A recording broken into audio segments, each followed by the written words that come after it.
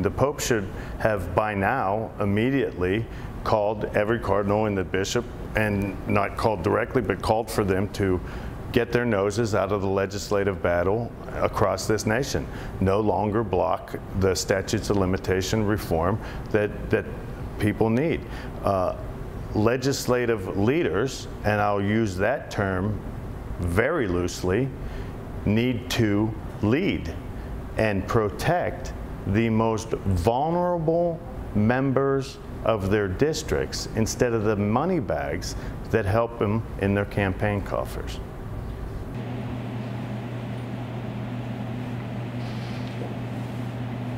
Everybody needs to surround and support Attorney General Shapiro's efforts to enact the reforms that are recommended in the grand jury that he and his entire staff has spent the better part of 6 years building a case and gathering to ensure safety for the children of Pennsylvania.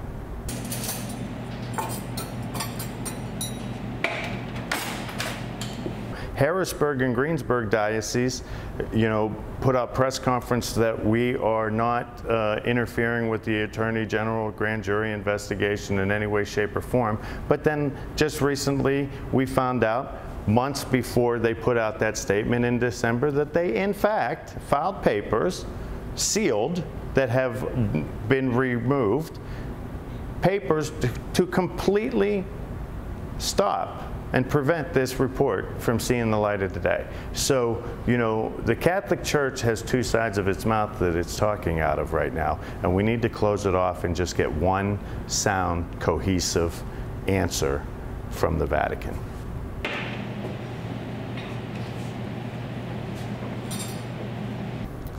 I was 10 years old, and between the ages of 10 years old and 13, I was sexually assaulted by my priest, who was my religion teacher in grade school in the 5th grade, and my basketball coach, my Pee Wee basketball coach. I grew up one block from the school. The rectory was on my way home.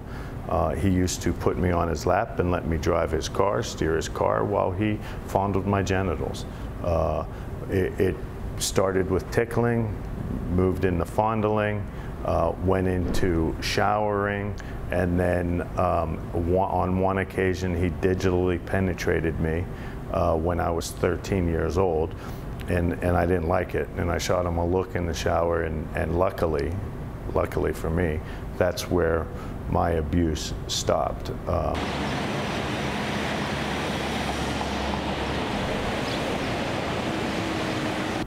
The priest who abused you is alive, right? He's alive. He owns a house 5 minutes from my house in Johnstown, Pennsylvania. Did you ever see him? Luckily, I have not, but I have had friends that do. Oh, do you know George Koharchick comes in here? I see him all the time. I'd be like, yeah. Like, well, I'm glad that I go home frequently. I have a house there. My wife is there. She's a surgeon in Johnstown. I have a restaurant in New York that's getting seated in, so I travel back and forth to Johnstown regularly. Luckily, I have not.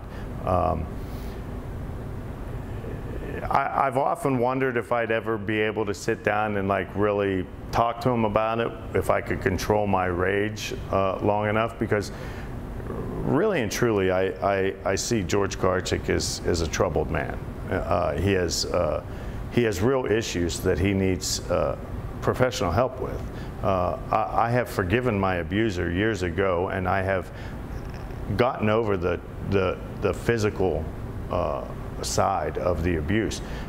What is impossible to get over, and I say that again, impossible to get over, is the systemic cover-up from the moral, faith-based Roman Catholic Church that my parents entrusted with my life to enrich my life by introducing me to this religion, and instead they stole any chance at a real, solid, high quality of life for me in the future.